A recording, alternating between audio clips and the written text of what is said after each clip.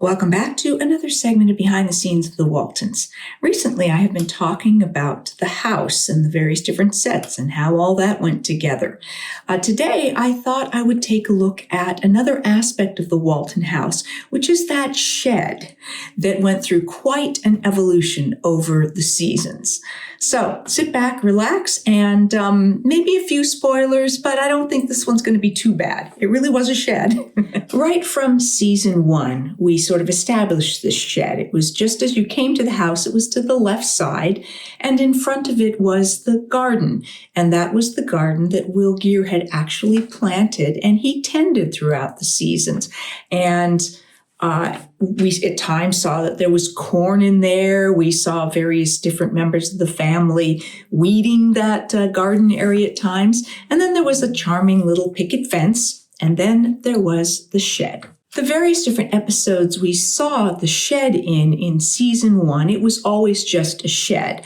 I remember in the early episode, The Typewriter, that was where John Boy hid the Baldwin's typewriter that he borrowed and tucked it away amongst a bunch of junk. And then, of course, Mary Ellen was looking for things to sell and asked if it was okay to get rid of some of the stuff in the shed. And I was told it was fine. And I found a box of stuff and sold it. So you saw me go in there. You saw me dig through. You saw me bring out this box. So it was really just kind of a fairly small shed. And then in another episode from season 1, the Dust Bowl Cousins. And in that episode was when Mama caught Mary Ellen and Job smoking, I think, rabbit tobacco or something like that in that shed. So we were just kind of sitting on the ground in that shed. It was very shadowy and stuff. And of course, I got in very big trouble and hopped up and exited. So you saw me exit the shed. So all of that was shot. Those scenes were shot actually in that shed. Then in season 2 was when it first started being used as more than just a storage shed.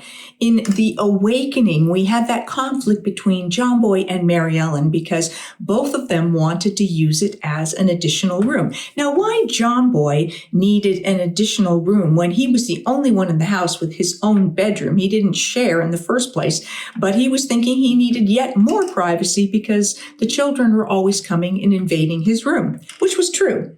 But at least he had his own room. So Mary Ellen also wanted that shed because she felt like she was in that transition phase where she was becoming a young woman. She was kind of just on the cusp at 15 years old. She didn't consider herself a child anymore and sort of wanted a little bit of privacy in space. So at first, Mary Ellen got to have the shed, and that was where I sort of fixed it all up, and then I decided it was way too lonely, and I decided to move back into the house, and John Boy then moved into the shed, or used the shed at times, and we had that very fun scene where GW thinks he's going to bring flowers to Mary Ellen, and he comes to the shed, and he presents them, and it is John Boy who he is presenting them to. Oh. Thank you, GW. What's the occasion? So, but this was the beginning of the transition of the shed from simply a place to store things to a place where people could stay. Then by season 3, we had different times when it was also being used as a place for someone to stay in the Shivery. It was initially where Bob and cousin Olivia were spending their wedding night, and before everything fell apart with them dragging Bob out and all of that. But it was set up for them to spend their honeymoon. So again, a place for someone to actually stay. In season 4, we saw Bobby Strom, the wing walker, stay in the shed when she was there on the mountain. And so it was being used as a guest room. A little later into season 4, we had the burnout episode, and it suddenly occurred to me as I was looking at this evolution of the shed that when the house was not usable and we initially were all trying to stay at the house, interesting that John Boy was bunking in the barn, and a bunch of us were in a tent in the front yard, and yet nobody stayed in the shed. So maybe it had too much smoke fumes. I don't know, but Why wasn't anybody staying in the shed?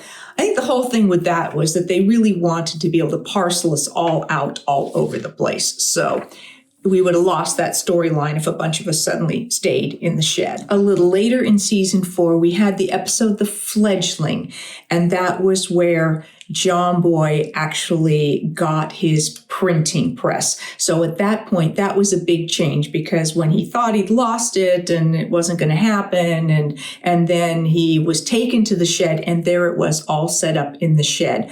So suddenly the next evolution of the shed had come about, and it was now going to be the home of the Blue Ridge Chronicle. By the time we got to season 5, it had been expanded a bit by that point, because there was a little office area where Ben worked, and then there was also the area where the actual printing press was, and where they actually put together the newspaper. So all through season 5, it was the home of the Blue Ridge Chronicle. In season 6, John Boy is now in New York, so the shed is no longer the home of the Blue Ridge Chronicles. We don't know exactly what happened to the printing press. Why don't we assume that John Boy sold it to help finance his move to New York? But nothing specific was ever said. And the shed was back to being used as a place for guests to stay. So in the episode The Stray, when Josh is staying with the family, he ends up staying in the shed at one point. Season 7 was a big season for the shed because, first off, in the Yearning, Reverend Andy March stayed there when the parsonage lodgings, there was a skunk. He got sprayed and his whole place smelled like a skunk. So he wasn't able to stay there while that was airing out. So he stayed in the shed, and that was where we had the little experience with Elizabeth having her sort of crush on him and trying to fix the place up so it would feel real homey to him.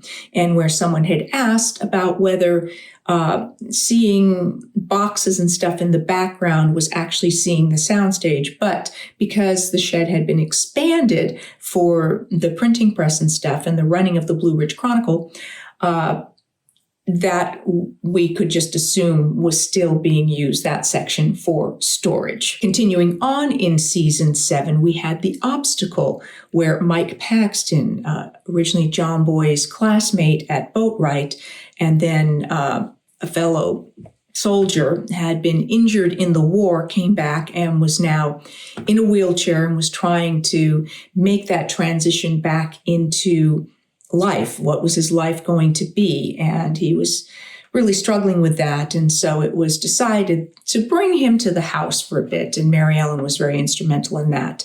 And so he stayed in the shed, and the boys even built a ramp that allowed him to get his wheelchair from the shed and then up onto the porch so he could come into the house as well. So now we only saw that ramp stuff in that episode, and then the ramp went away as well. So I guess once Mike kind of figured out working at Pickett, and it probably found another place to stay. So we never needed that ramp again. So that went away.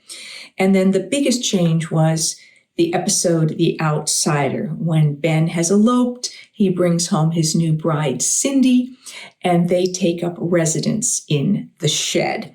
So at that point, by the end of that episode, Jim Bob has also gifted them with items for Ben to add on a bathroom, because Cindy doesn't know the ebb and flow of the family trying to deal with 11 people and one bathroom. So the way in which all of that would have worked out and the timings of that. So she has been monopolizing the bathroom at times when other members of the family you see lined up waiting to try and use the bathroom. And so building a bathroom onto the shed becomes the solution for them. We don't really see it again, but we know that it has been added on. By the time the shed is really being used for other sorts of things is, I believe, when it started being not just shot live in the shed, because that was such a tight space to try and film, but I think that's when things started moving on to another sound stage to do those interiors of the shed, or it became part of the sets on stage 26 when it became the interior of Ben and Cindy's little home there. So that was an ongoing thing where we now were like the house. We had an exterior set that we didn't shoot in particularly, but we saw them enter the shed, and then we would cut to those interior sets on the sound stage. As we move into season 8, it was more every time we saw the inside of the shed, it was Ben and Cindy's home. So in The Fastidious Wife, we saw quite a bit of it as Cindy was trying to prepare for the arrival of their baby and trying to spruce it all up because she's concerned that Ben is losing interest because she feels like she's so unattractive in the later stages of her pregnancy. And so we see quite a bit of the shed there.